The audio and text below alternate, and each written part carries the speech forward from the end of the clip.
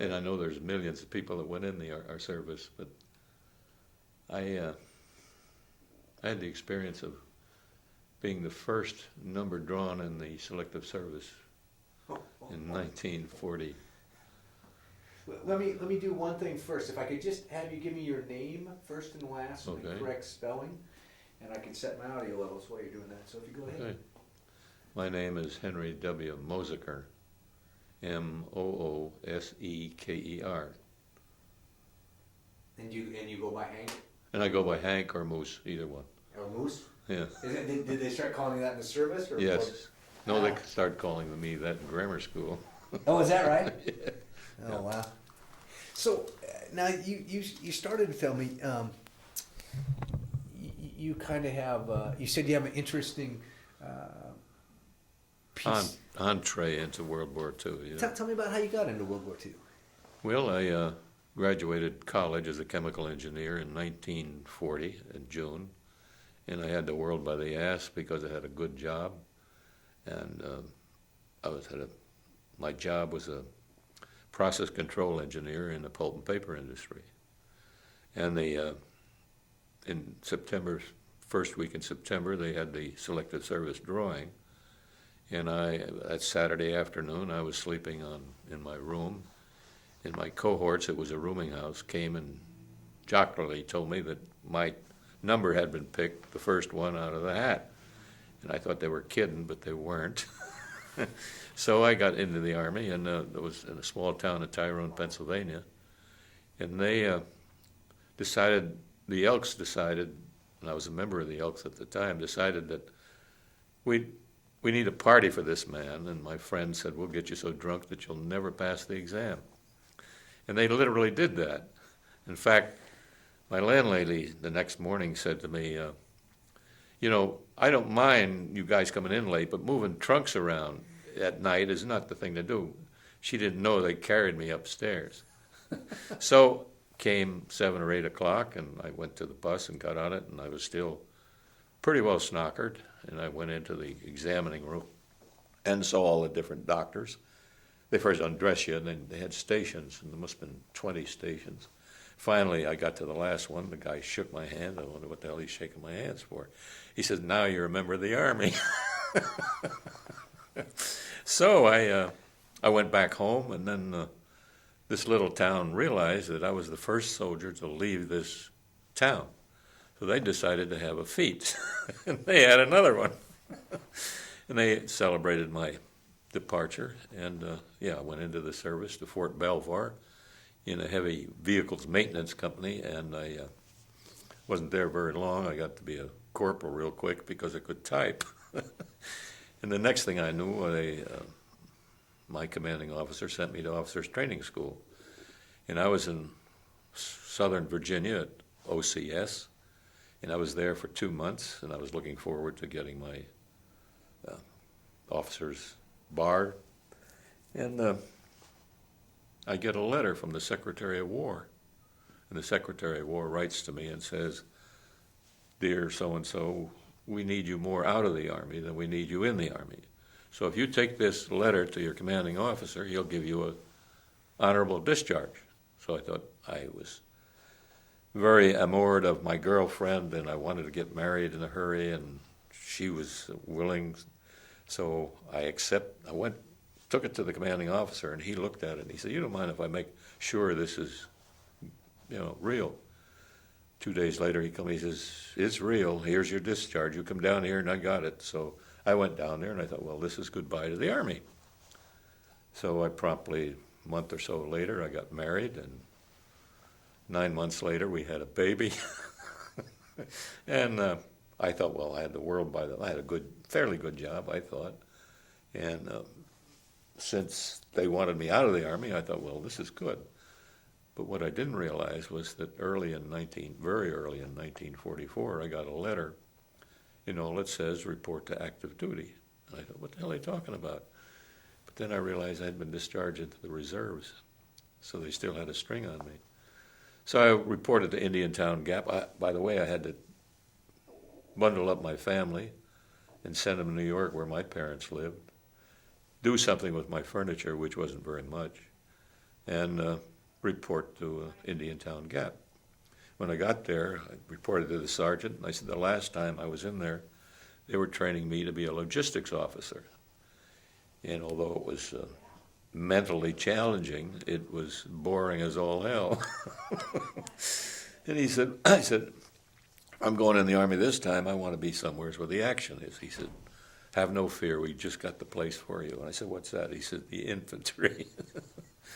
So I took basic training again, and found myself in the as a replacement in the 87th Division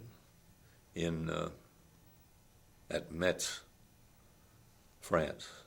This is like very early December of 1945, and General Patton had been stopped there because he didn't have enough gas, but he was using infantry to try to break through the Germans. And the Saar was a vicious, vicious battle. They went on and on and on. And the first experience, you have a trip across France, you go to the replacement depot, and it's cold, there's snow on the ground, and they finally put you in a truck and take you up to what they call below the military crest of the hill, because the Germans can't see the trucks there, so you get out and then you walk to the front. So I walked to the front and got there, and I saw these unusually looking characters in these holes in the ground. And I said, yeah. He said, the sergeant said, who are you? Gave me his name and whatnot. He says, you're lucky. I said, why? He says, somebody already dug your hole. I said, where is he? He says, he ain't here anymore. So I got in the hole, and then about 10 minutes later, I hear a shot. And I went, what the hell's going on? And the guy in the hole next to me shot himself in the foot so he could get out. It was bitterly cold, and they had been shelled mercilessly, and they had suffered quite a few casualties. And as a replacement, I became, as it was standard procedure, the replacement always took the place of the first point, which in an infantry squad there's two men out front trying to find out where the hell the Germans are, and then the squad leader. And then after him, the BAR man with his assistant, then the rest of the squad. And then in the back of that is usually the assistant squad leader, making sure everybody's moving up. And I got appointed first point right out the crack. So we said we're going to take the next town, and we did take the next town, which was Niedergleidbach, which was just over the German border in the Saar. And there wasn't much resistance there, really. The Germans had this, it was down, and they wanted the high plant. So we were there for a day or two, and we got an order to sit tight. And then the next order we got was to report back to I can't remember the name of the town, but there we were to board our trucks, and we were going to the Battle of the Bulge. And if you have seen the George C. Patton, George C. Scott's portrayal of Patton, he stands up and says he'll move his army 125 miles in 3 days. Eisenhower says that's impossible. He says, I'll do it.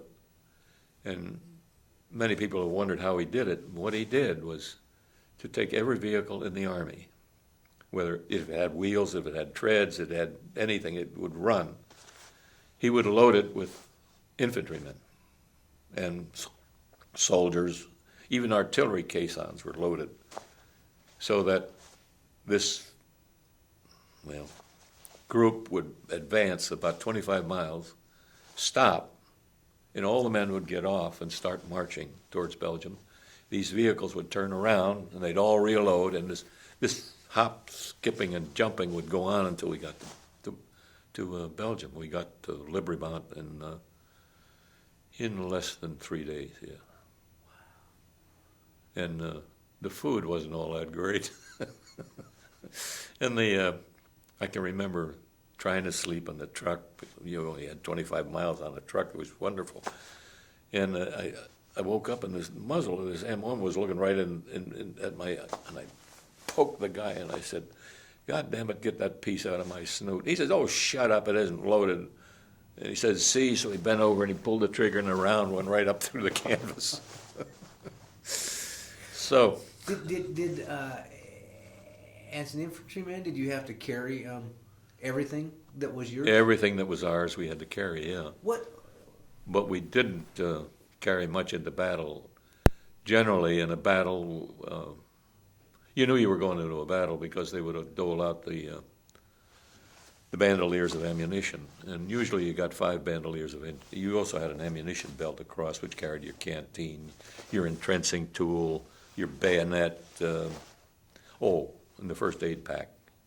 And most of us tried to get 2 because, they were important. And at the beginning, there were light packs, which was where your entrenching tool and your raincoat fit in there, but that got to be too much of a hindrance, and that was thrown aside, and you carried your entrenching tool on your belt.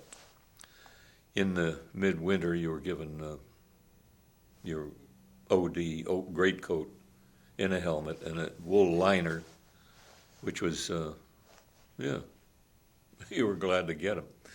And but it got so bitterly cold in the Battle of the Bulge that all of that didn't help much because you got frostbitten toes. Many men got trench foot, which was their toes would start to turn blue and then black. And the medic was the sole judge of whether or not you were evacuable or not. In other words, he'd look at your feet, and if they were bad enough, he would evacuate you. And if they weren't bad enough, you stayed there. But this went on for a while, and then we got the order that trench foot was no longer evacuable. It meant that men who could hardly walk still had to fight. And it's almost like men walking on stumps because their feet are frozen. And they're still, Wow. One person I talked to, and I hadn't thought about this at all, but your uniform. I think I get up in the morning and put on clean clothes. I didn't change underwear for 6 weeks. And it was, in order to try to prevent getting trench foot, we usually had 2 or 3 pairs of socks. And if you're in your foxhole, you would take off your wet socks and put them inside against your belly, against the naked skin, so that they would dry, and you'd put the dry pair on your feet. And this would go on maybe once or twice a day. There were occasions where you had to ford small streams, and our footwear was totally inadequate for those winter conditions. We finally got what they called packs. It was good for snow and sleet and stuff like that. But until that time, we just had leather boots, and that was it. The Germans weren't much better off. They had leather boots with hobnails on them, and I can still remember the first prisoner I took. We got to the Our River. We had some fierce battles in between, okay?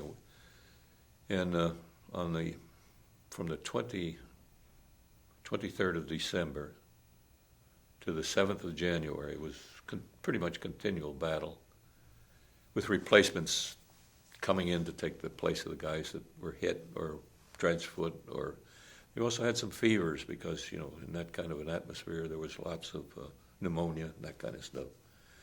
And it got so that you didn't even want to remember the guys' names because they were coming and going so fast. And the worst battle we went through that I remember was what they called the Battle of the Heide de Tilley, which was a high. The Germans had gone towards Antwerp, and Bastogne was here, and we were coming up this way trying to free Bastogne. But the Germans knew that all their troops over here they had this supply line, so they defended that ferociously. And they, at the Battle of Tilley, there were tanks literally in front of us on both sides of us, German tanks, and they beat the hell out of us. Out of 900 men, and a battalion of infantry is usually about 1,000 men when it's fully strength. When we left the Saar, we still didn't have the replacements that we needed. So there were about 900. Of that 900 that went into the Battle of the Bulge, on January the 7th, we were sent back for what they call R&R, and there were 160 men left of the 900.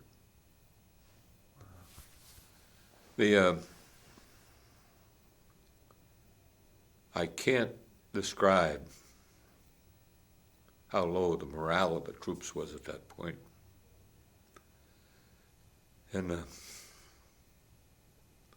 the guy came in, he said, he mounted a hill, and he had a public address system up there. He walked through all our troops, and he said, I'm your new battalion commander. And he said, my name is Colonel Cobb, and I want you to call me Colonel. And he says, I'm going to give the best I know how, and I expect you to do the same.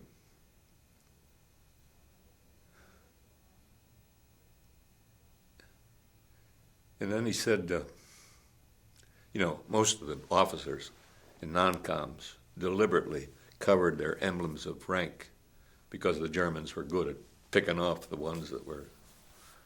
So he got on this hill with a public address system, and he said, my name's Colonel Cobb, and he says, I wear a star on my helmet, and he says, I got eagles on my shoulders, and he says, I want to know the Germans that I'm coming. And he was you can't imagine the courage of this man. And one of the things he after the war, he told us, I asked him, why were you, our battalion commander was relieved, he took over. I said, was he relieved? He said, well, he had too many casualties and he didn't take many objectives. And we wonder, well, what the hell is this guy going to do? One of the first things he did was, instead of attacking at dawn, we went in at 2 o'clock in the morning. The Germans couldn't see us, we couldn't see the Germans, but we sure beat the hell out of them. And then I guess it's also the time of day that most soldiers are as tired as possible. And he knew that. So we took all our objectives, and our casualties were much, much less. Wow. And then from there, I guess at one point we relieved the airborne at 17th Airborne at Bourg-Royland. And we fought and went through St. Vith. We finally got to the German border, Losheim. It's called Losheim-Graben. It's a small agrarian town on the corner of the border of Belgium and Germany in the Ardennes, the last, what they call the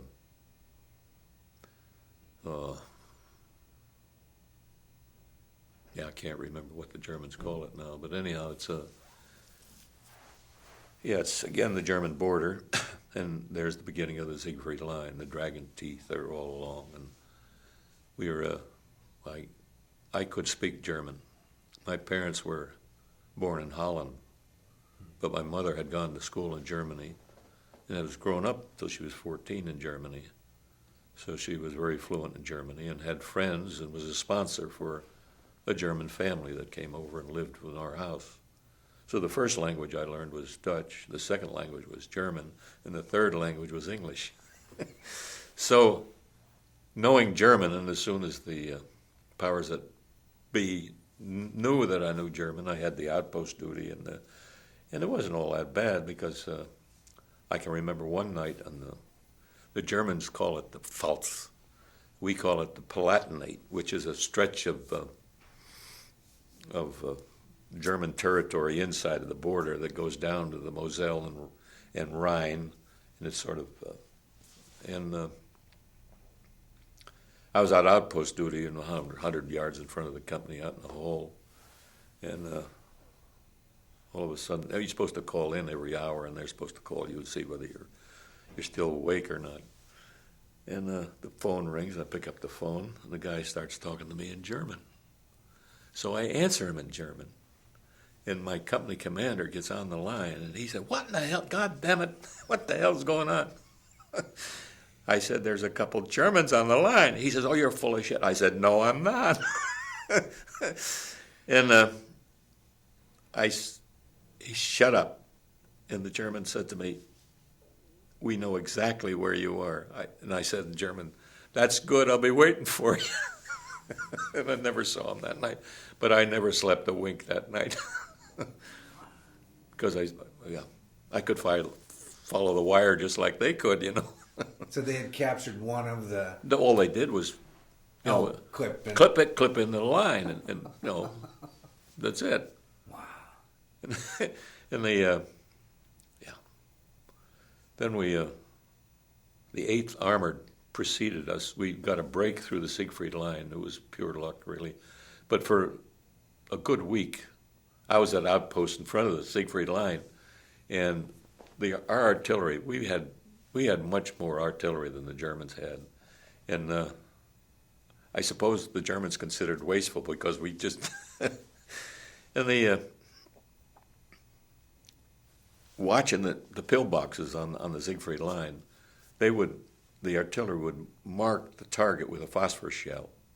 And then I'd just watch it all day long. They'd pound the all day long, you know, just pound the hell out of it. Well, anyhow, we got through the Siegfried Line, and then the Germans had used that as a sort of a stopgap, but then they retreated to the Rhine and the Moselle.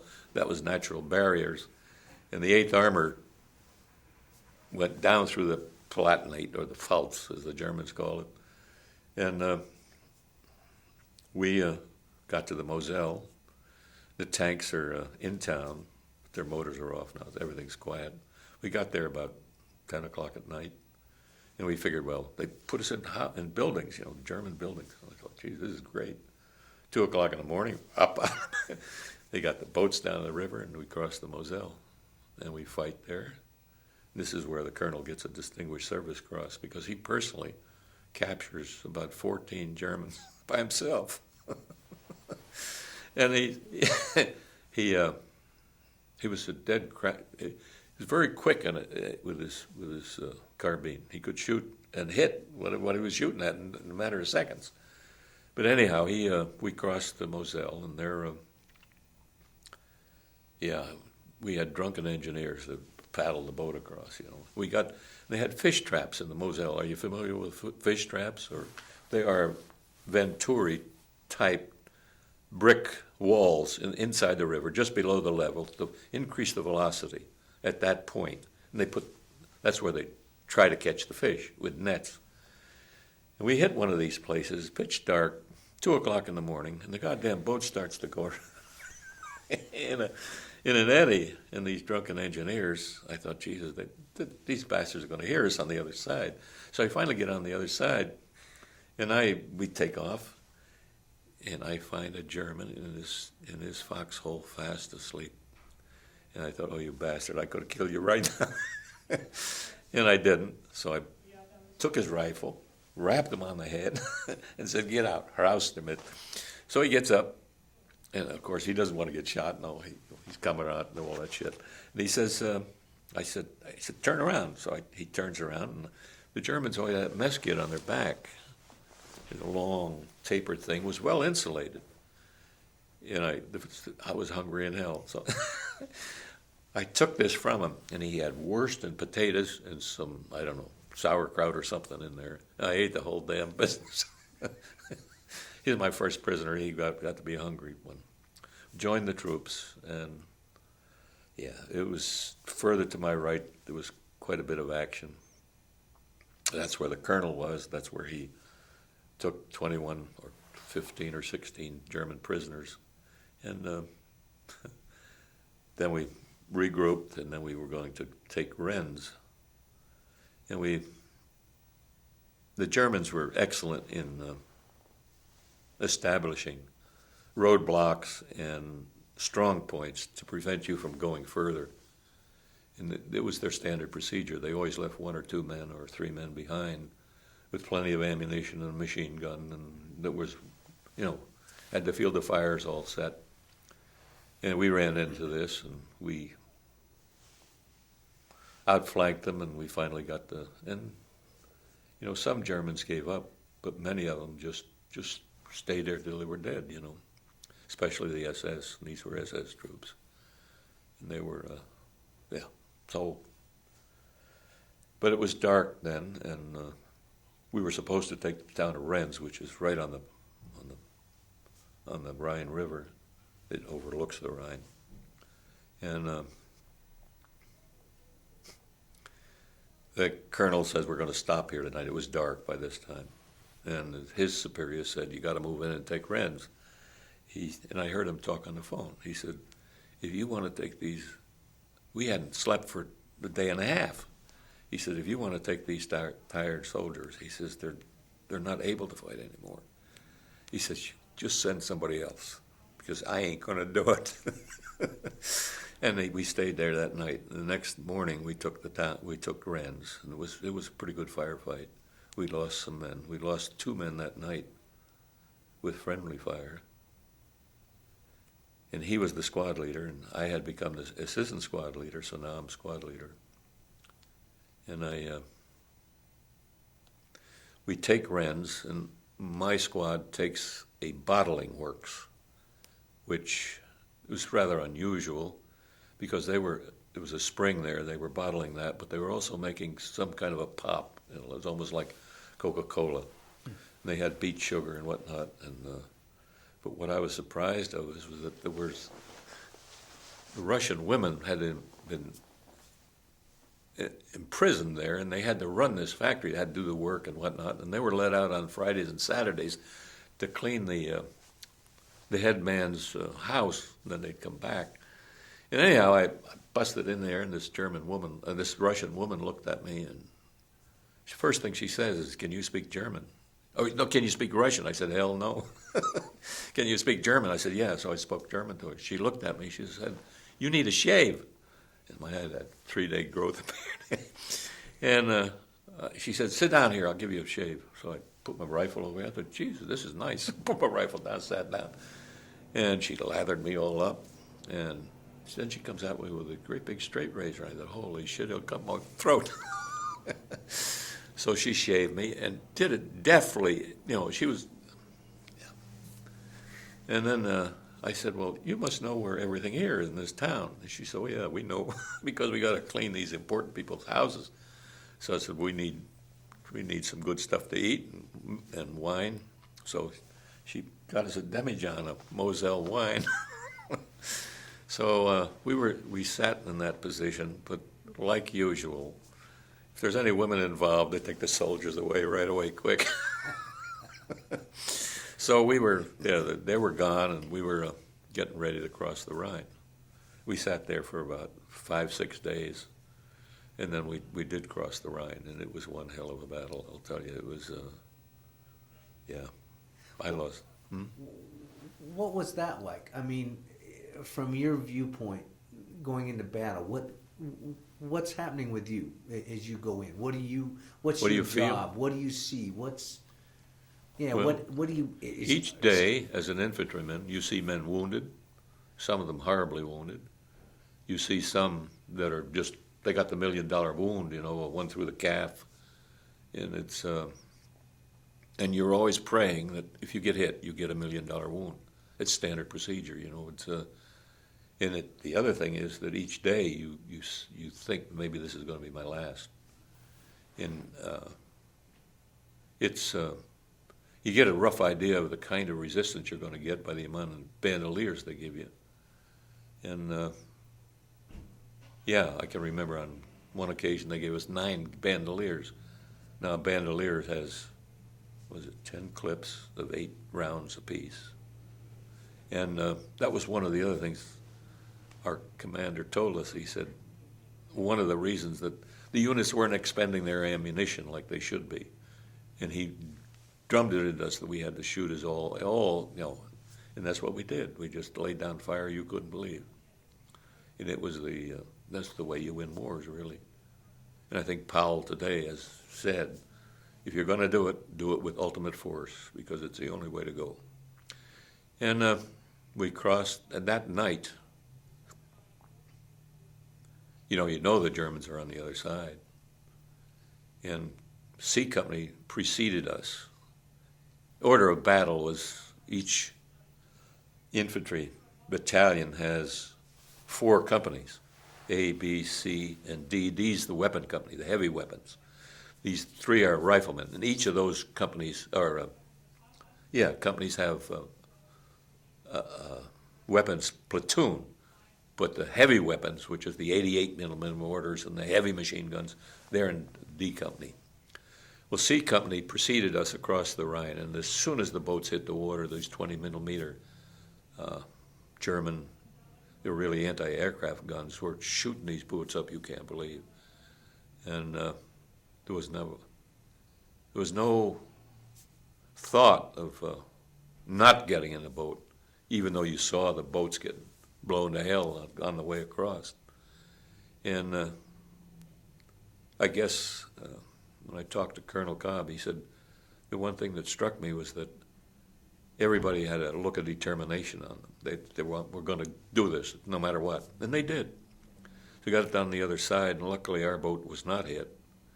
And I lost one man in the brush someplace, and I came to a raised, it was really a railroad track that had an embankment, and it was pitch black. It was 2 or 3 o'clock in the morning by now, and the tracers, the German machine gun bullets, were just coming over the top of that embankment.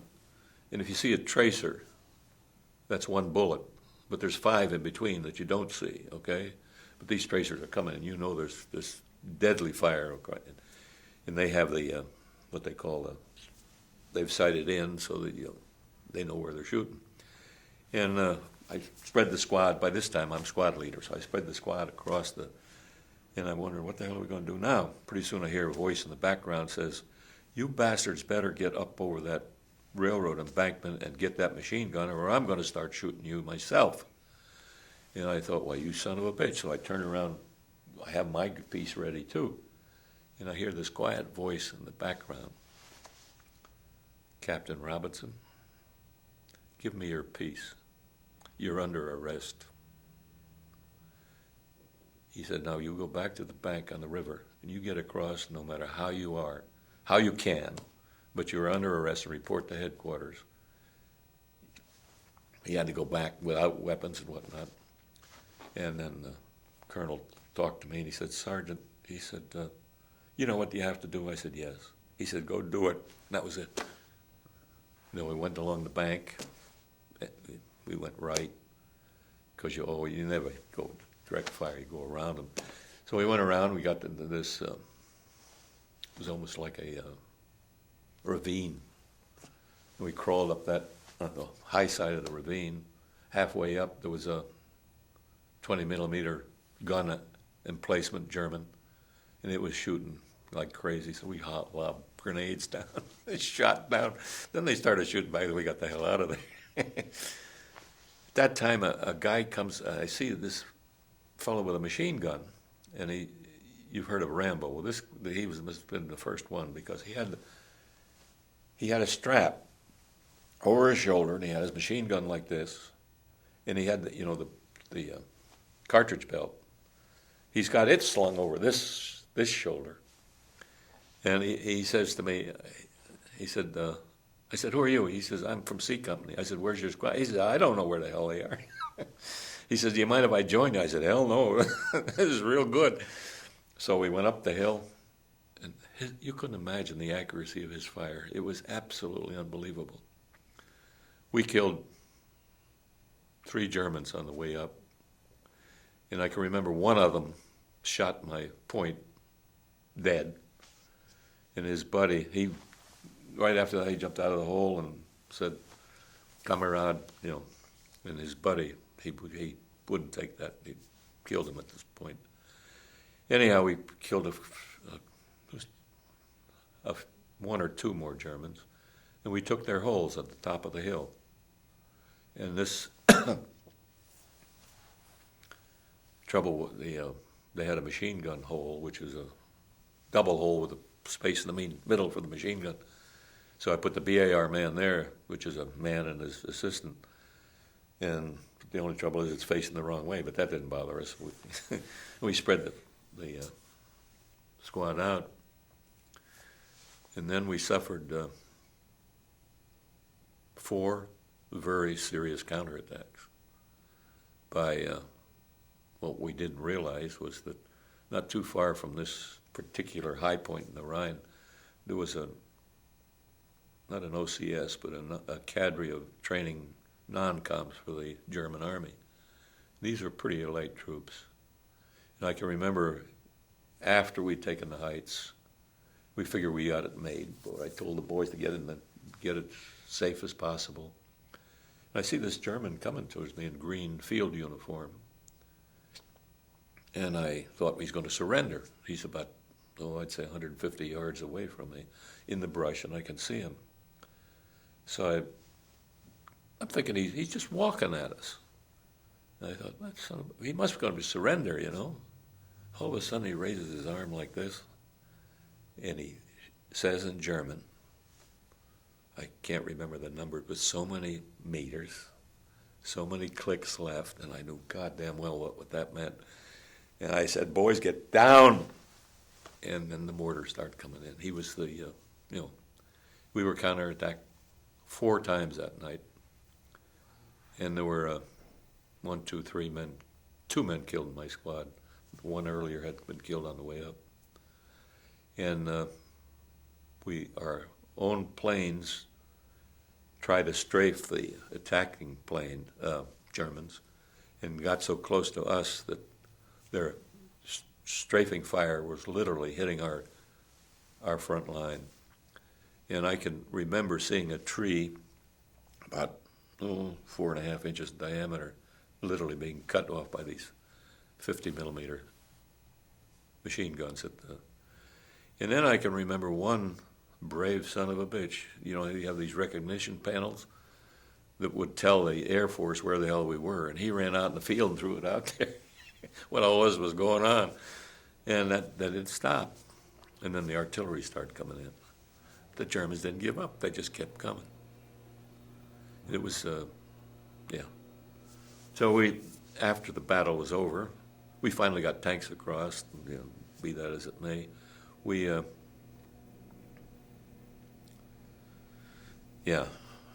I went back to the aid station to see if the one guy was still living, and he wasn't. So.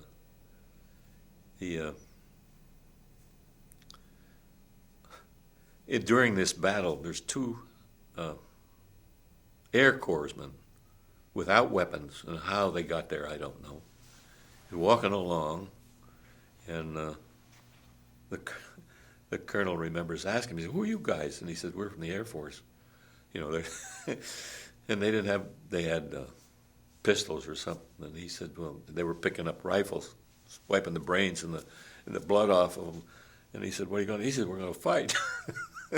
And so they joined us. They were in the line with us. And anyhow, our unit got a presidential citation for the action we took, and we resisted and so on. And I can remember the colonel getting everybody together and addressing the troops. And he read all the list of the men that had been killed in the action. And then he said, "Each one of you know," he said, "almost all of you did what you were supposed to do, and some of you didn't." And he said, "All of you who did know that you did it, and all of you who didn't know it too." So then we regrouped, and then we went across Germany on tanks, pretty much. And is it chaos? in battle, it's total chaos. I mean, how do you know? Because you talk about going in at 2 o'clock in the morning. I assume it's not like bright out. No, the darker the better. Yeah. How do you know who you're shooting? It's not your guy. You got people bringing artillery in from somewhere. And Yeah. How do you know who's where, or do you? Well, yeah. There's an interesting thing that in a firefight, you can tell whether the bullets are coming at you or not. When they go by your face, they make a snap like that. And the louder that snap, the closer the bullet is to you. And you go by that. You make yourself as, the only reason I'm here is I was faster at hitting the ground than anybody I know. And I also could find cover. I was always looking for cover. Whether it was a stone, a tree, it didn't make any difference what. But this is what you do, yeah. And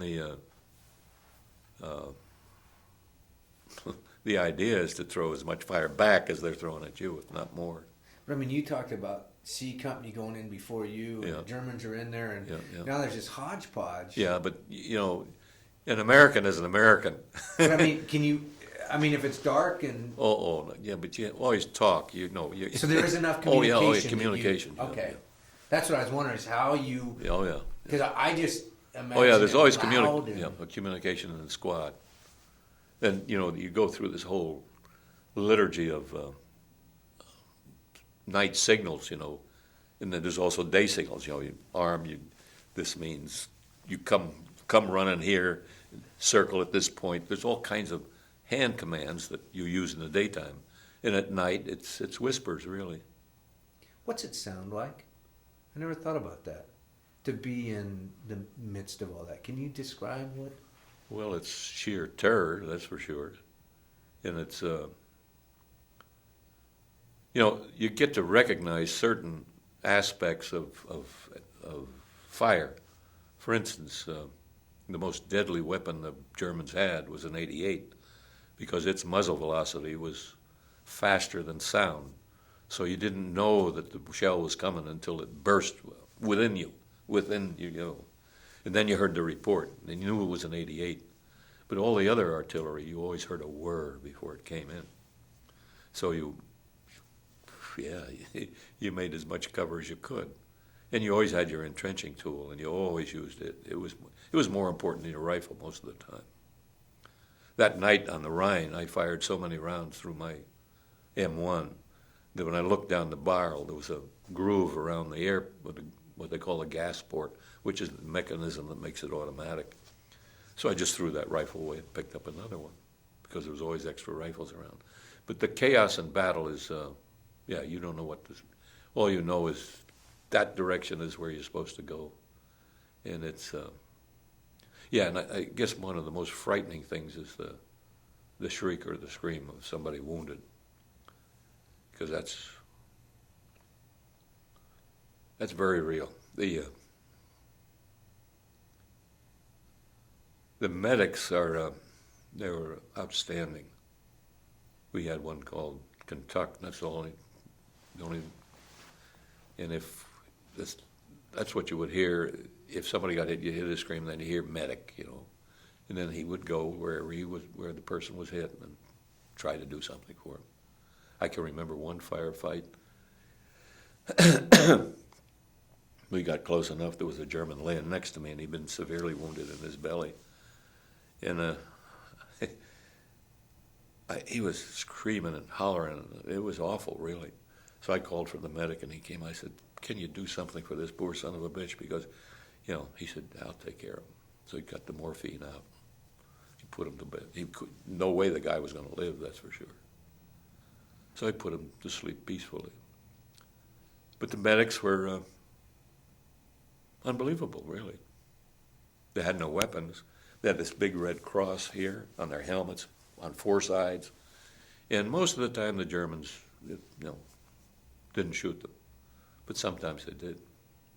And of course, artillery is,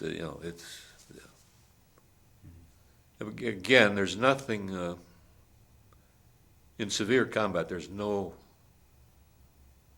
terror, but there's also complete chaos. You know that that's the direction you have to go, and what you have to do, but you're not quite sure whether Joe is there or whether he isn't there or whether he got hit. Usually you know by who when somebody gets hit. You know who it is. Right? Do you? I don't know if there's a good analogy. I know that they talk about athletes, basketball players, being able to slow the world down as they're playing basketball. Oh, yeah. Is war the same? I guess it is a little bit like that because you don't have time to think. It's almost all reaction. And one of the things that always troubled me when we got new replacements was that they were always bewildered, pretty much, and wanted to know. And the biggest mistakes you can make as an infantryman is to try to get up and see what the hell's going on. You got to crawl. You got to stay as low as you can. But these new replacements, they couldn't resist the temptation to look up. That's a mistake. Yeah.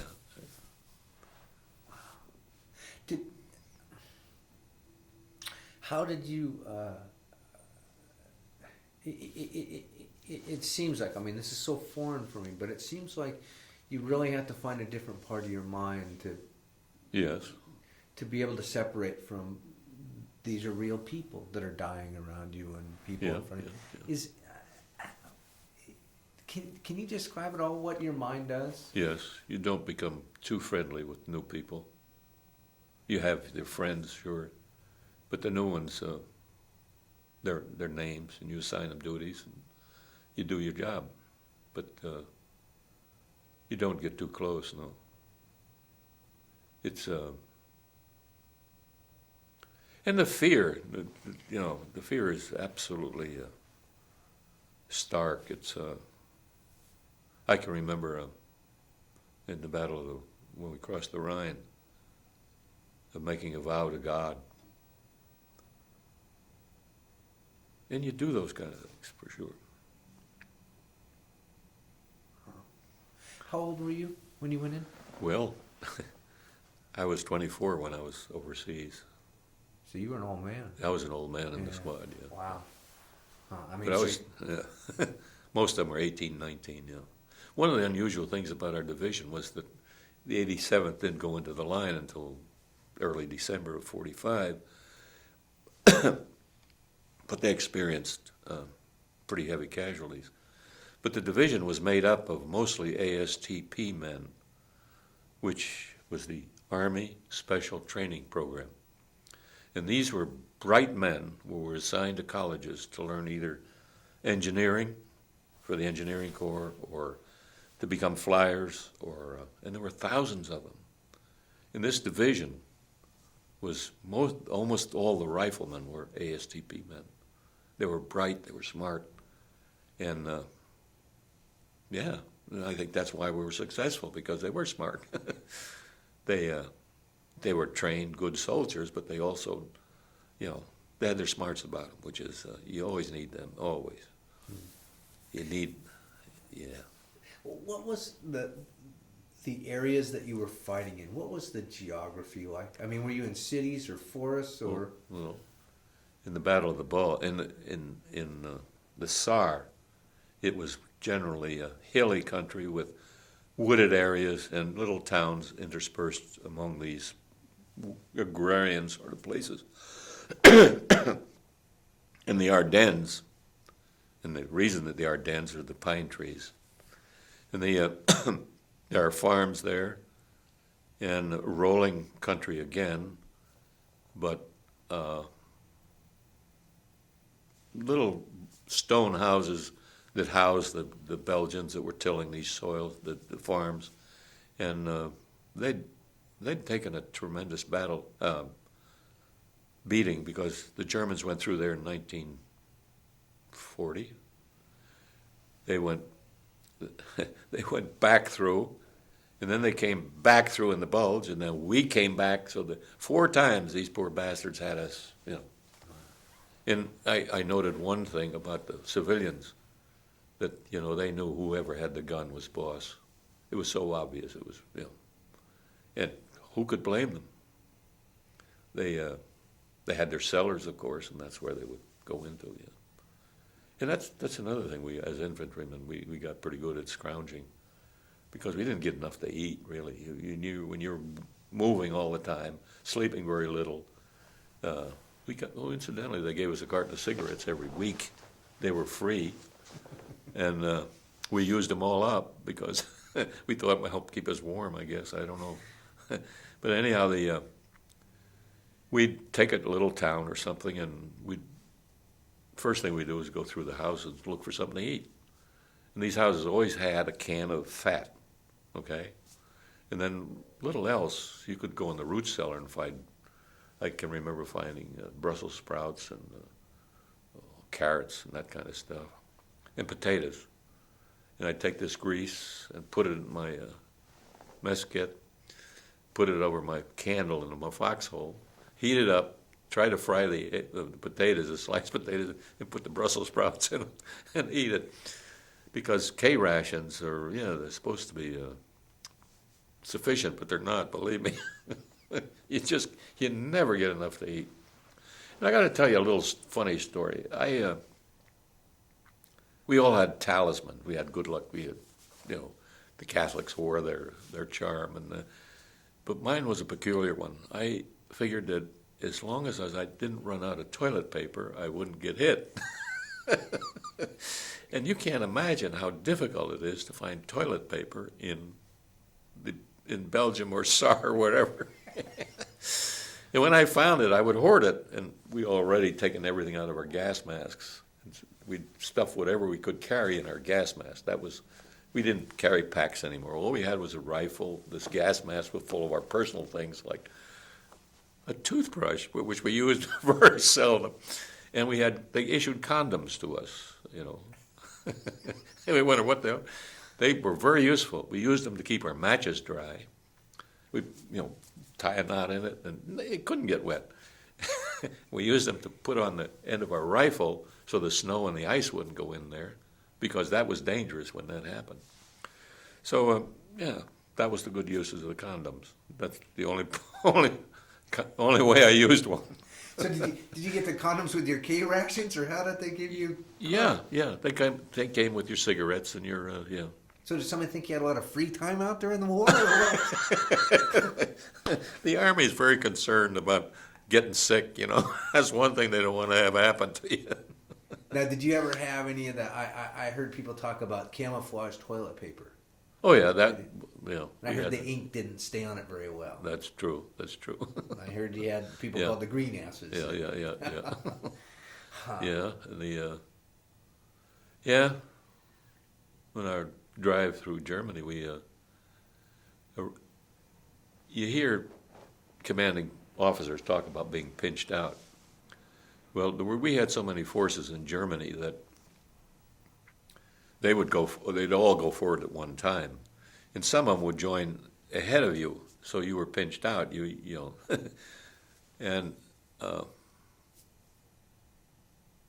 we were on the extreme left flank of Patton's Third Army, going across Germany, and a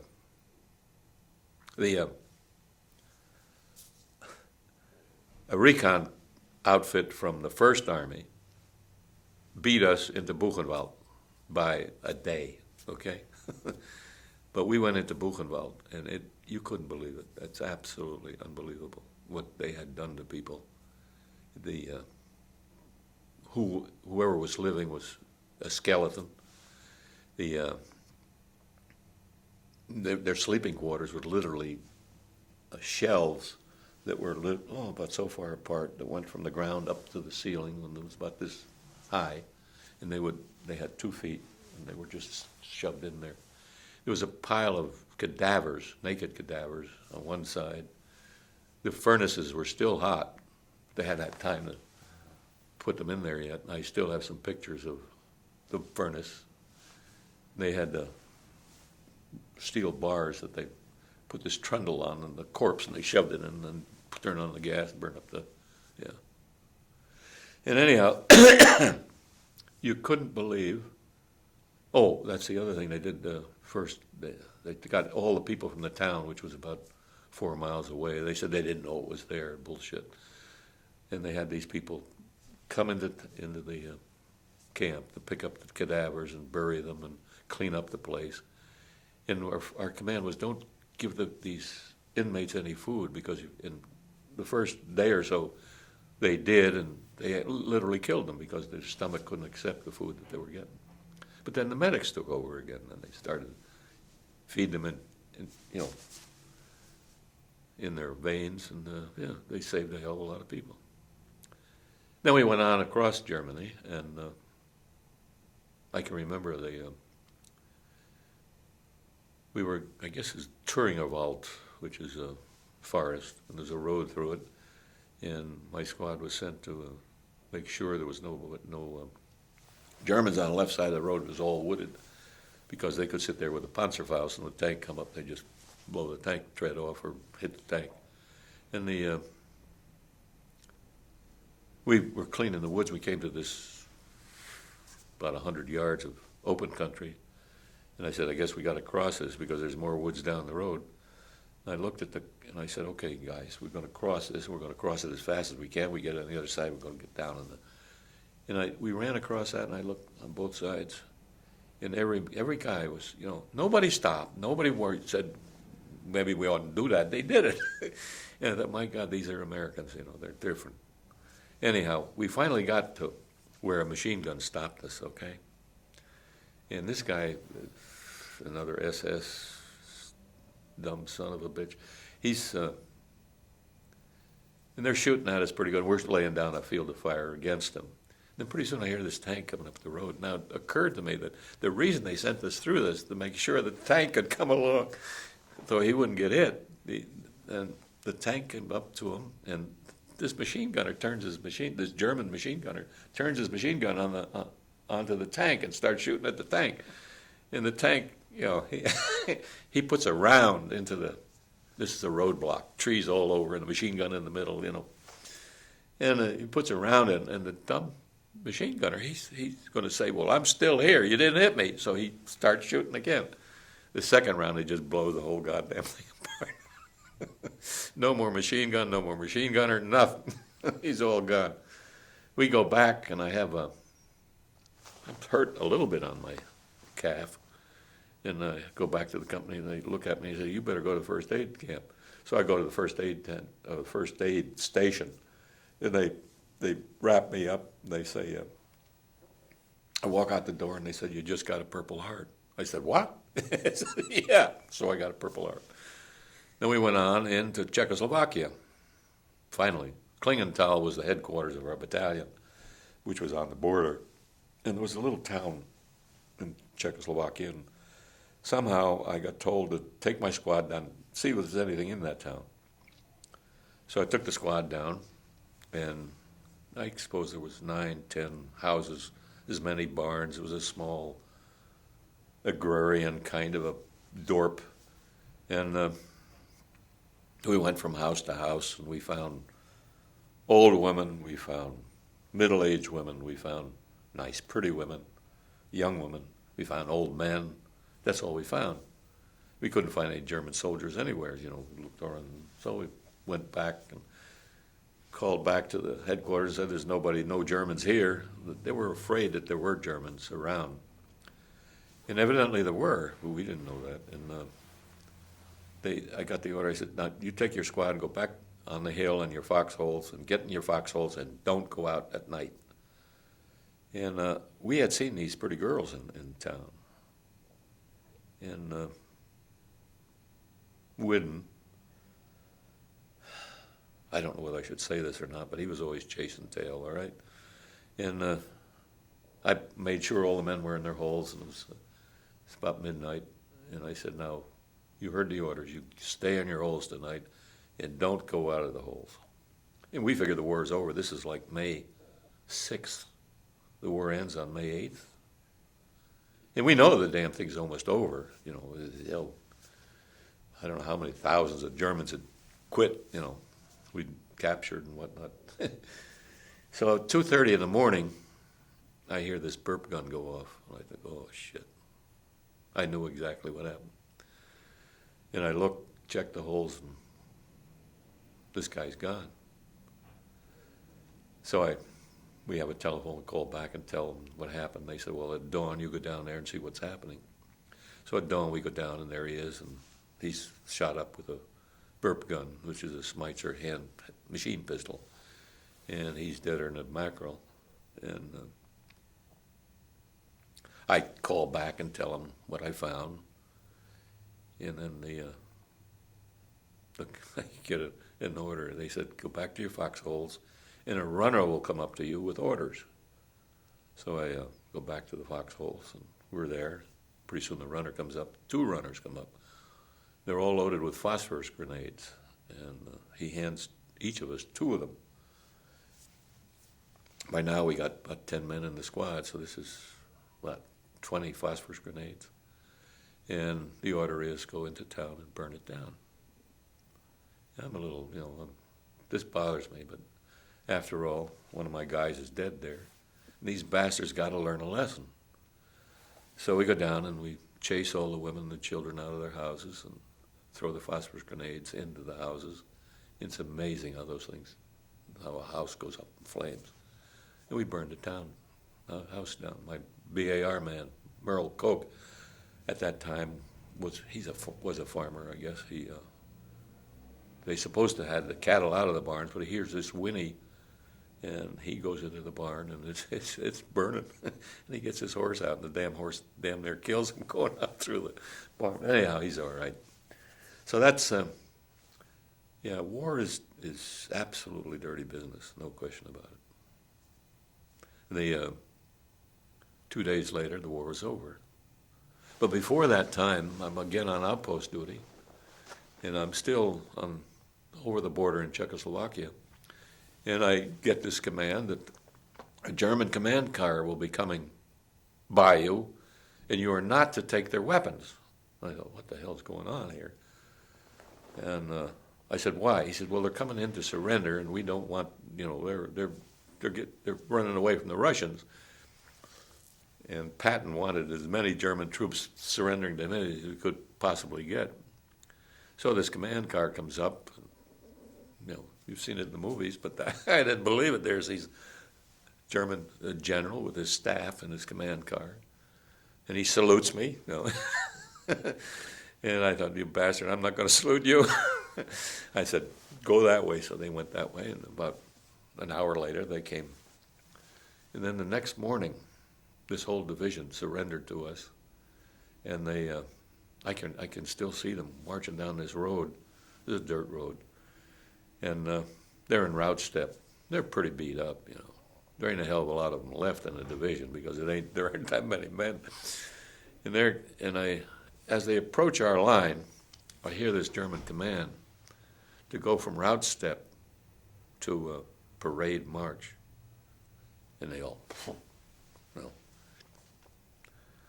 brace and shoulder their weapons properly, and they go for a ways, and then the command come out, sing. And they all started singing a German marching song. And as they passed me, I thought, you son of a bitches are never going to give up, are you? And it was, but they were giving up. And one of the strange things was that Patton ordered these soldiers, German soldiers, into camps and told them all to keep their weapons. And the reason he felt that sooner or later we were going to fight the Russians. And he was ready. In fact, the last order that I can remember, a general order, you never see one of those, okay? But we saw one, and it said, the next troops you see will be, their vehicles will be distinguished by a red star. These will be Russian troops. They are not to go any further, period. That's one of the reasons he got, cashiered. Wow. Not cashiered, but he was set aside. And one of the reasons is he said, well, these bastards know what the hell they're doing. He actually put some German officers in charge of the displaced persons camps. There were people all over Europe just running every which way. Most of them were starving. And these camps were someplace they could get food, so they were just trying to get in there as fast as they could. And somebody had to establish order in these camps, and he literally picked German officers to do that.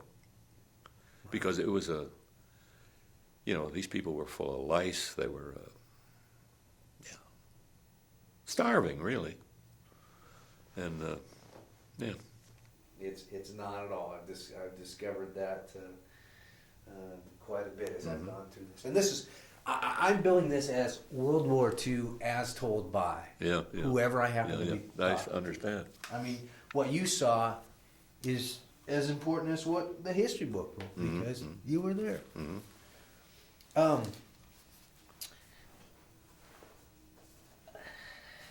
Well, that was kind of interesting where you were talking about the end of the war, because that's the one thing that we also forget about is now the war is done. Yes. So let me ask that question, because here's kind of the surreal aspect of war. War is a weird thing. Yes. I mean, very weird. Yes.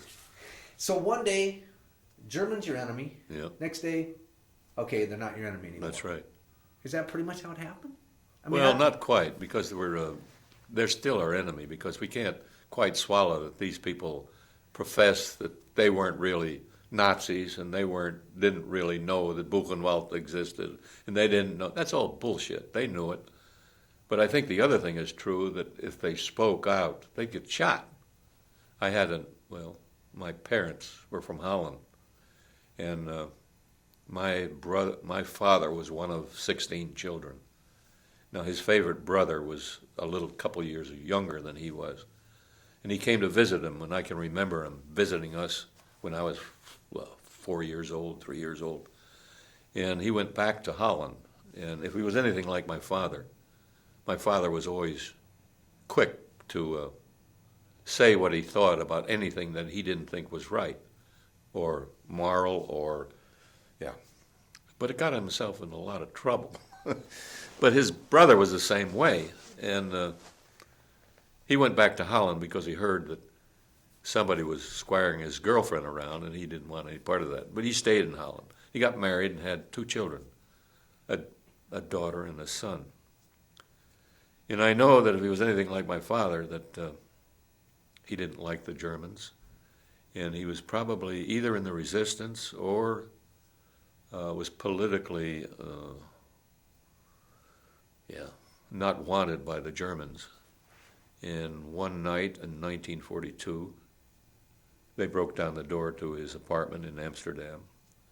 The Gestapo did, with armed guards, and took him and his son away to a place called Neuengamme.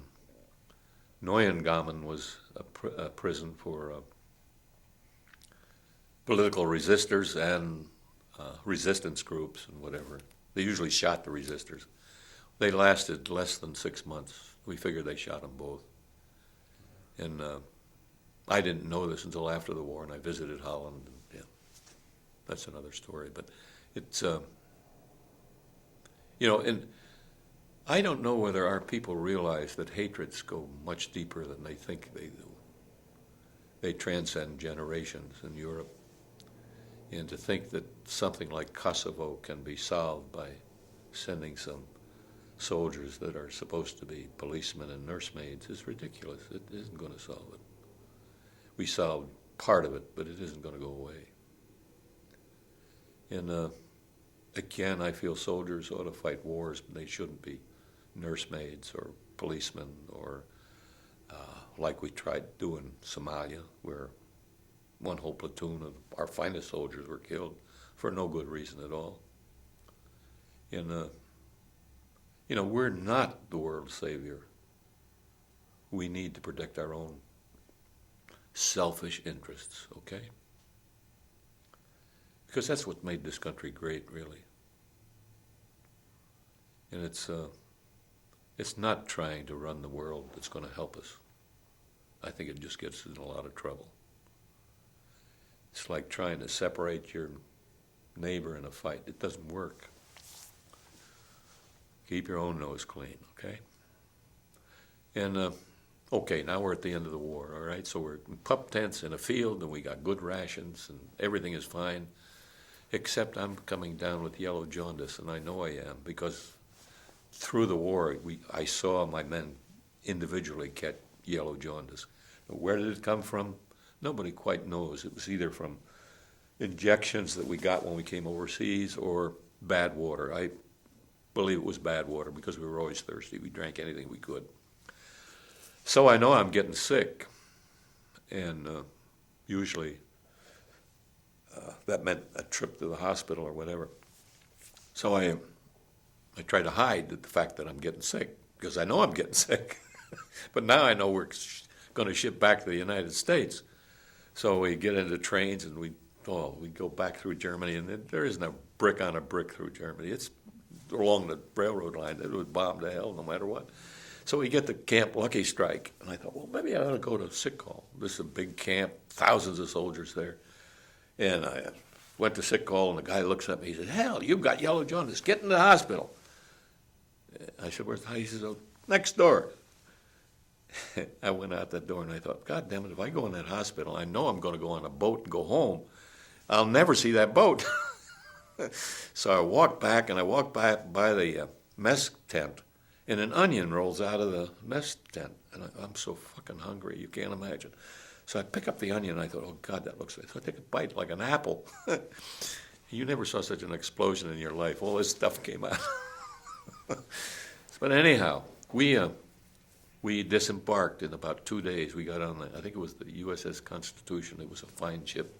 And because our particular battalion had received this presidential citation, we got the best berths and up on the, what do they call it, the first class deck, sunshine, beautiful. And I just took it easy for a week and 10 days, till I got to Fort Benning, Georgia. And there we were being trained to invade Japan.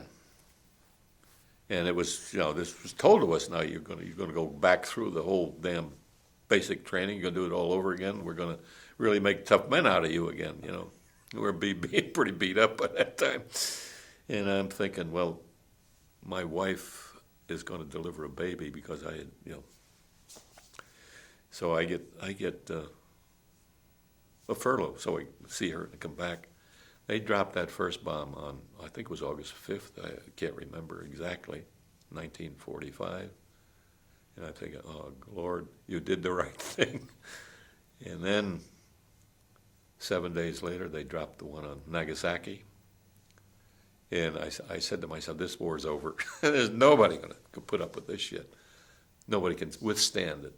And sure enough, the Japanese surrendered. And I was one of the first discharged because I had enough points with a wife and a baby and a Purple Heart and the battle stars and the whole bit.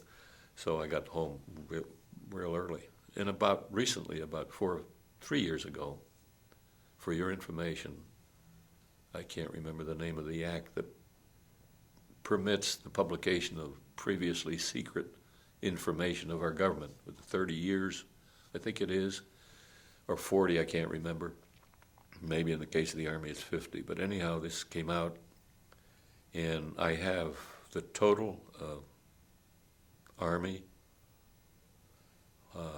what would you call it, plans for the invasion of Japan. And for your information,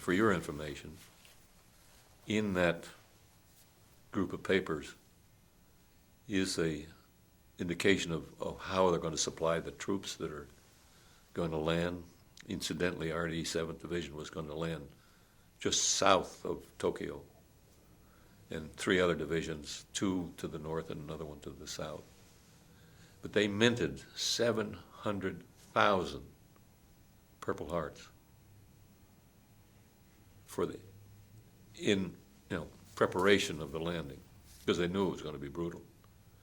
So that I can't understand any feeling of remorse about those bombs. I just can't understand it, because the information that came out after the war about the brutality of the Japanese is absolutely unbelievable. Recent book about the rape of Chongqing, by the Chinese woman. They literally raped thousands of women in Chongqing. They just killed thousands just for the hell of it. So I'm glad they dropped the bomb. Okay. So that's So then, being one of the earliest discharged, I got my job back. But my main interest was raising a family. And I didn't join my division association until 1990 because I had other things to do. I had to bring up a family, I had to send my kids to school, and I liked my work. And on reunions now of our 87th Division, it's really amazing how many men, they're judges, they're lawyers, they're doctors, they're everything from plumber to you name what, but they all went back, had a family, and went to work, yeah, or went to school. Did you realize at the time that you were, well, here's a good example. Right now, all the last month, they've been saying, this is a part of history, this election campaign, you're a part of history. Yeah. Did you realize while you were in World War II that you were a part of history? I think, having been a college graduate, I think I realized that. I also thought one of the most amazing things to me during that period, I went through the Depression, and it was real bad.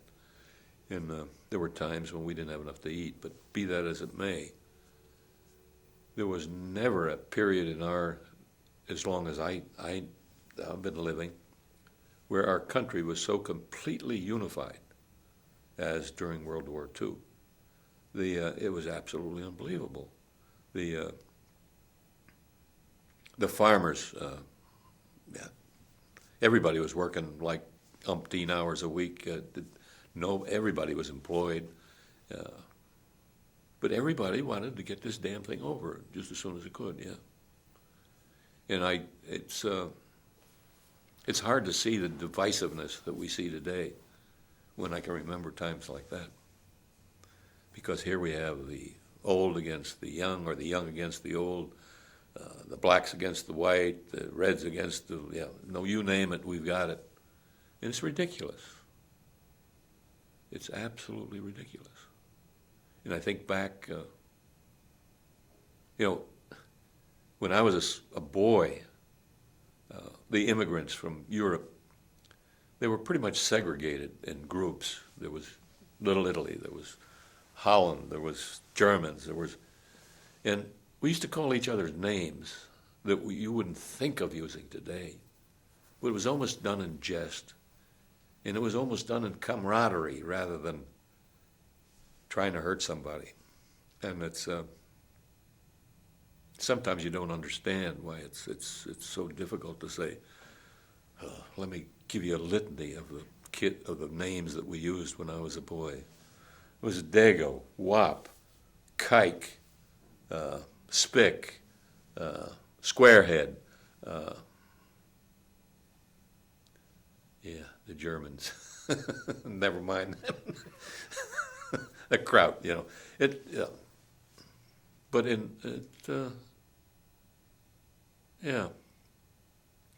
it's certainly not politically correct to use any of those phrases today, but it wasn't unusual in that day and age, not at all. And it was no skin off our nose. It was when the fight started that was something different. Yeah. But anyhow, yeah. When you went to war, Mm-hmm. Who were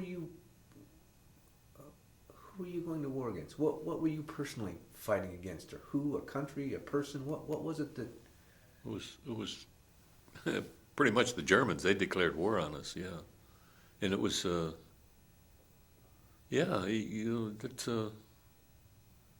Oh, the other thing is that the training that you receive as a soldier makes you immune to a lot of things that you are as a civilian. You're one of the incidental trainings that you get, for instance, in basic infantry training is to visually see people wounded. They had actually characters that were dressed with open wounds and whatnot. It was pretty gory. But this is all training, really. It's no, and then the other thing, you don't really want to be a hero, Hell no, that's the last thing in your mind, because you want to get the hell out of this. Now that you're in it, you want to get out of it just as fast as you can. And incidentally, I think that we all sort of thought, well, if there's some good way to get out of this, we're going to get out of it. This ain't exactly ideal. This ain't what we want to do.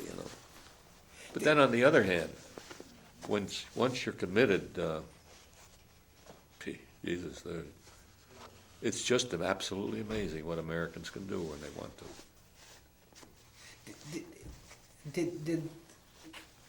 Was the war, your part of the war, and this is the hardest thing for me to understand, did it become a hate? Yes, no question about it. For a country or a person, though? That's the one thing I don't understand, is how you deal with, those are German soldiers, citizens, but you hate German them. The country. You hate them. You get to that point. There's no question about it. You see your buddy or a friend or whatever, it doesn't take you long to hate. It doesn't take long. Is that confusing? Because you talked about your family had some German... Yes. And I spoke German to the Germans, yeah. But that didn't lessen my hate for them, no. It's, they're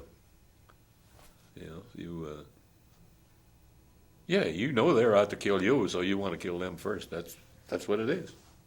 Simple as that. Can you make them not a person? I think you do that too, yeah. But they're German, yeah. Because the story I see, jury.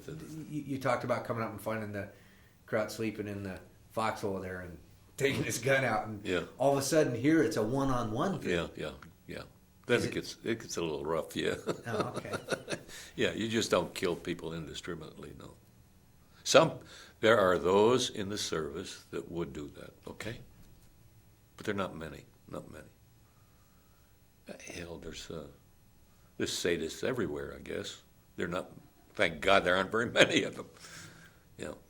There's another thing, too, though, that if you've been close to somebody and you think he was unfairly killed by, like the guy who's, that's different, it's a one-to-one again. You just killed my buddy, and it gets so that, shooting your weapon is, you don't think about the other person, really. You don't. You're laying down fire, period. Yeah. It's either me or that. Yeah, right. That's simple as that. I can't, I know if I were put in a situation that I would assume that I could do that. It's just so hard to conceive what has to go in your mind to be able to. Yeah. Because I assume once you got done with the war, you had to be able to. Oh yeah, you just shut that off. It's put it away. Yeah.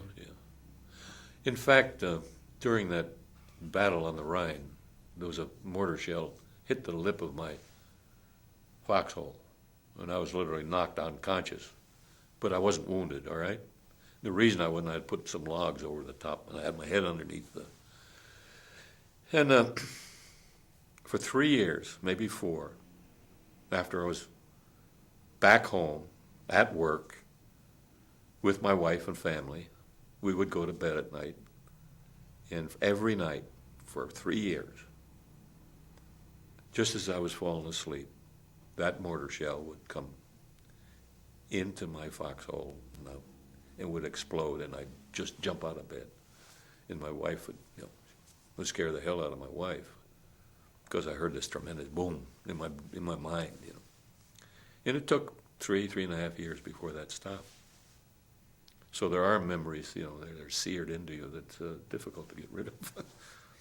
Did your wife understand? Oh yeah. So there was enough conversation. Because I know that was some of the problem with different vets. One of the unusual things about my wife was that her mother lived in Nebraska, and she had been staying with my parents in New York City, Bronx really, on 188th Street. But she wanted to see her mother, and she was pregnant with, She went back to Nebraska, and her mother said, "There's something wrong. You're not quite well." And my wife said, yeah, we better go. So we went to the hospital, and she learned that while she was carrying the baby, who was Elaine, our youngest, the only girl we had, not the youngest, we got a younger son, but anyhow, she was had a ovarian cyst, and in the hospital that she was in, the doctor said that if they had to operate because it was growing at a very rapid rate, but they could not save the child, that they'd have to abort the child. My grandmother said, we ought to get another opinion. So they went to a Catholic hospital, and I am a Protestant, I'm not a Catholic, neither is my wife. But they went to this Catholic hospital, and the doctors went through the same procedure and said, we will try to save your baby. We're not going to guarantee it, but we'll do everything we can. So they operated on her, removed a cyst that was almost the size of the baby, and she carried the baby the full term, and she was born on September the 1st, 1945. Yeah. Oh, while she was in the hospital, a wounded infantryman, this is like during about 2/3 of the Battle of the Bulge, all right, when I'm overseas. And I have my letters I wrote home. And it's a little bit like, well, it's not quite like a picnic, but it ain't all that bad, honey. You know. And almost all the letters the soldiers wrote home were you know, they got to keep these people at the home front up. You can't let them feel bad. But anyhow, she said this soldier came in and he asked about her, and she said, well, my husband's over, and she you know, told him what little she knew, where I was and whatnot. This infantryman said, you know, he said, well, yeah, I know what it's like. He had to have his leg blown off, you know, and but he brought her spirits up. He said, you know, he's going to be all right. Whatever. Anyhow, it was, you know. So I am sure that every family had something like this going on at the time. Yeah. That had to be tough. It was very tough. Now, had you just gotten married before you got in the service? Or had you been... Remember when I got this order for being discharged because they wanted me outside of the Army, that's when I got married, yes. Is that in between? In between, yes. So all the time you were over there, you were a newlywed? Yes, and I had a family and a son at home and a baby on the way when I left. Incidentally, my wife was... I met her in Washington, D.C. on a 3-day pass, all right? And she's a glorious redhead. And she had a pretty good job in Washington. And when I proposed to her, she said, I got out of the Army. I said that we can get married. I proposed to her in the railroad station in Washington, D.C., and she said, okay. She said, but I just got a new job. I said, what's that? I'm the secretary for General, what the hell's the guy that flew over Japan and dropped the bombs? General Doolittle. And I said, my God, that's quite a job. She said, yeah, it is. I said, well, you still want to get married? Yeah, I want to get married. So my cousin, second cousin really, I'm always very close to Yetta, my cousin, and him. He arranged for a service in Patterson, New Jersey, and we got married. Yeah, that was it. Wow. And things were, you know, you didn't have any gas. It was a hectic time, that's for sure. But the other, I've got to mention this. On my way overseas, I met my wife. I said, Lorraine, I'm going to be in Washington. I got a 3-day pass.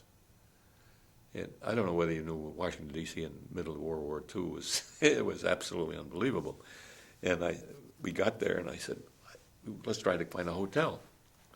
We couldn't find a hotel anywhere. She said, well, let me call somebody. Of course, she had known the general. He got us in a very fine hotel. And I think that's when Elaine was conceived, and that was just before I went overseas. Wow. And so while you're over there, you're having correspondence with Yes, your wife. writing letters to her. Yeah, So you know now that you're expecting this to be number two. yeah. Boy, I just again to be in this country that's not your country, Yeah. fighting this war, Yeah, yeah, and to have all this back at home. Yeah, yeah.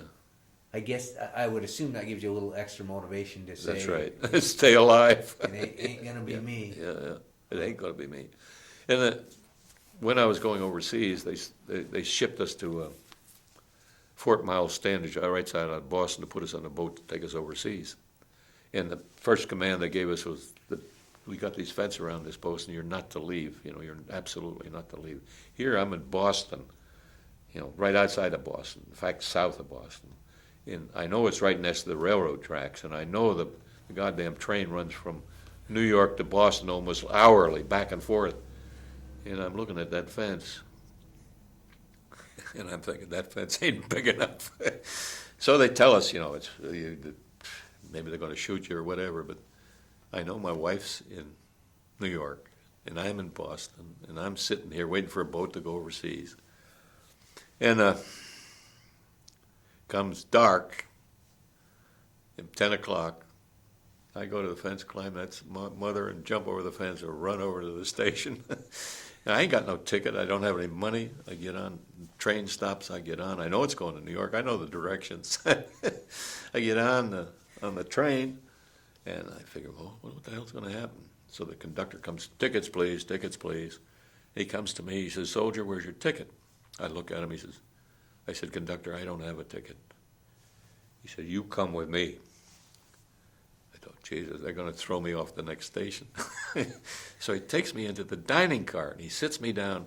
He says, sit there, soldier, until you get where you want to get off at. So I tell him, he says, I'll be sure to tell you where you get there. And he says, besides that, he tells the guy on the diner, he says, give this soldier a drink. And that's the kind of thing that was going on in this country at that time. It was, I didn't expect it, but he did. And, That's what I heard. The respect for the uniform. Oh, yeah. They knew what you were facing and what you were doing for the country.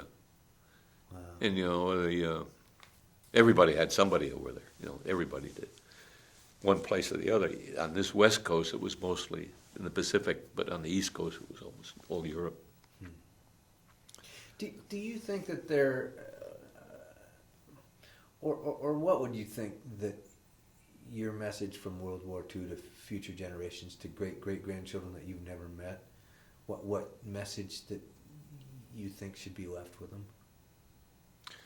Well, I think morality, of course, is, and I feel that in many ways our society is sliding a little bit to the immoral side. And I'm not a goody two-shoes by any stretch of the imagination. But what I see lately with the fracturing of families, that's really serious. And I think our country is going to experience some real problems. And it is experiencing those problems because of fatherless children, really. And it's getting so that marriage isn't respected like it used to be. And that, I fear, is real bad for our country. And I think it's also the basis of much of our political problems. Because if somebody can get something for nothing, why can't I? And it's going too far. It has gone too far. Do you think that and I know this is a real hypothetical because our technology's changed so much, but if we were to face another Pearl Harbor, do you think that America would unite the way that it did? I guess it depends on who our enemy is, or would be. And I think right now, because of the total technological improvements, that I sort of believe that wars like we saw it is almost impossible now. And I think the atomic weapons and defense against them is real important to this country. And I think we ought to have the wisdom to know that we have our interests and we ought to protect them. and we ought to stay out of meddling in other people's affairs. I really do. And I think there seems to be almost a general consensus that a world governance is the thing to come and to be. But I think it's a big mistake, really. I think people can govern themselves if they learn how. And if they don't know how, they can suffer the consequences. It's, and I fear for my country because of this alienation that does exist within us. As like I said in the beginning, we used to call ourselves squareheads and dagos and wops, but there was no hurt in it. And yeah, if a guy could do a job, fine, let him do it. That's the way it ought to be, really, period. And I feel very strongly about equal opportunity. And I think it's the basis of our country. And I think we ought to enforce it every way we can. What do you think the worst aspect of war was? It's hard to say the worst aspect. It's all bad. The wounded, the total destruction. We had pretty good method of destroying. I know we can do a much better job now, but it was absolutely unbelievable what you can do with artillery and whatever we did with what we did. I don't think that people realized how starved and how weak and how totally lost the people within Europe outside of France. And I'm talking generally, Germany was full of people they had captured and put to work.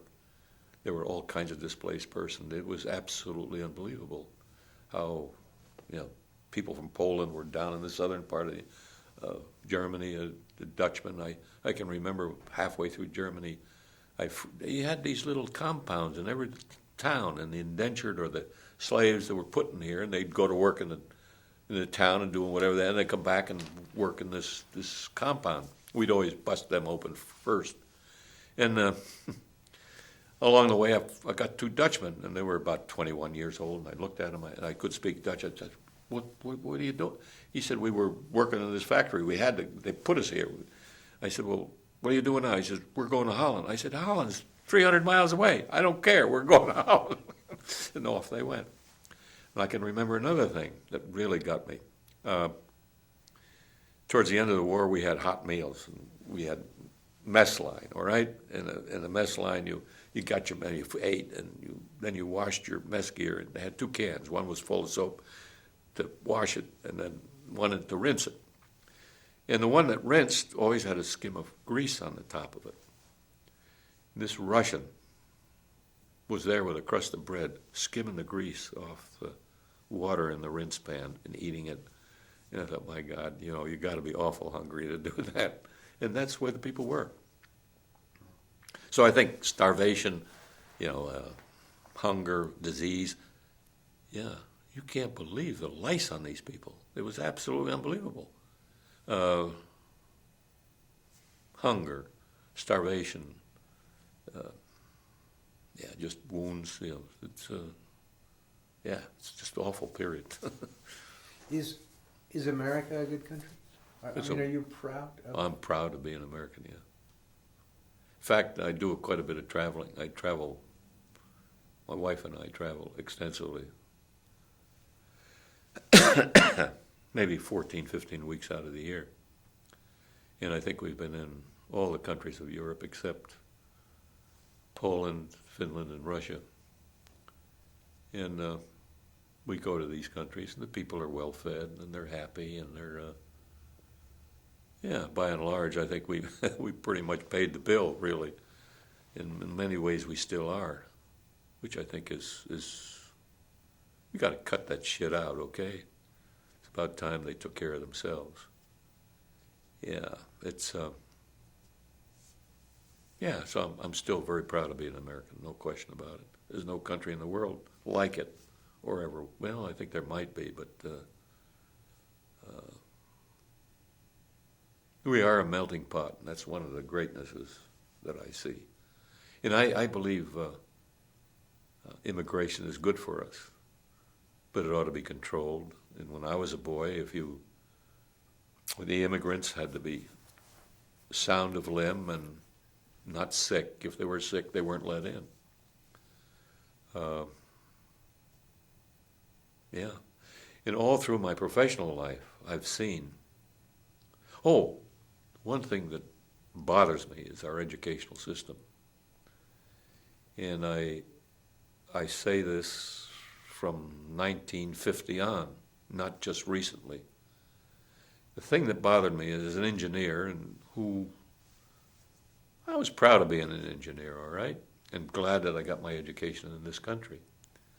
But as I went through life from 1950 on, I would see our companies, and I worked for 3 of the biggest companies in the United States in the pulp and paper industry, had to go offshore to find engineers to do what they had to do. And it's still true today in Silicon Valley.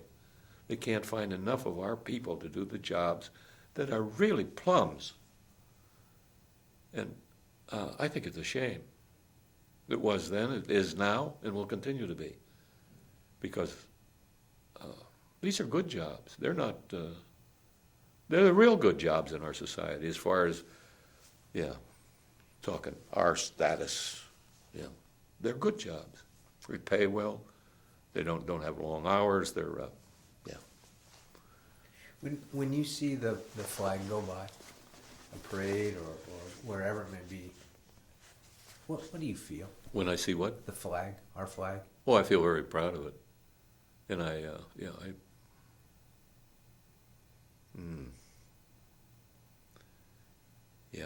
stand at attention and put my heart over. Yeah. Do you think that you're a hero for what you did? No, not particularly. There's too many like me. Or there were, anyhow. Well, I got a bunch of medals, yeah. And I'm proud of them. Yeah, they got them in a rack and I hang them on the wall. Yeah. Sure, I'm proud of that. Now, do you have grandchildren? Yes, I've got one great grandchild. Oh, is that right? Yeah. So do you? I mean, that's one thing about our society right now. My generation, very short-sighted. Now you get a look at, 3 generations. Yes. And to know what you fought for. Yeah. I mean, do you look at your great-grandchild and think, damn it, I made this a better country for that child? I don't think I thought that, no. I thought that at the time, what we did was necessary, no question about it.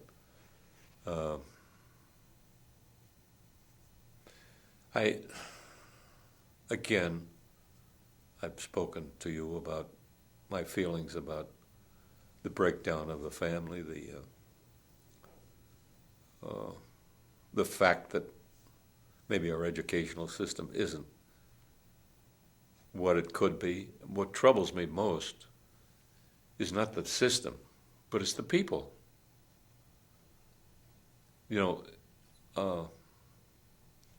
a child has parents who nurture them and encourage them to learn and to try to teach them, they'll learn. But if they don't give a damn, they won't. And that's what we're losing, really. You talk about ghettos. Hell, I can remember living in the Bronx in New York, and I had to walk halfway through Harlem at that time. It's a hell of a lot worse now than it was then. A hell of a lot worse. Why? It's That's the big question, is why. and I think it's the people themselves. It isn't the government. I think partially the government trying to do everything for a person is a big problem, really.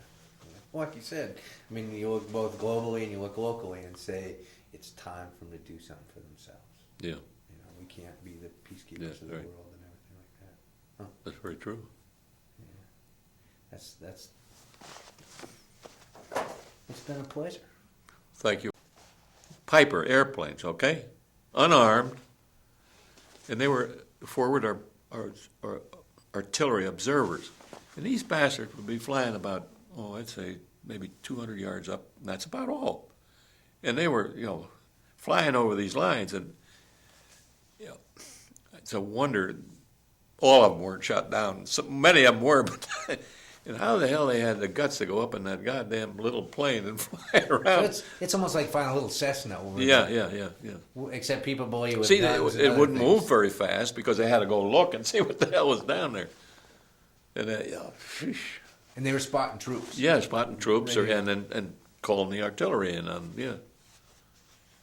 And that's, they were there whenever it was clear, Wow.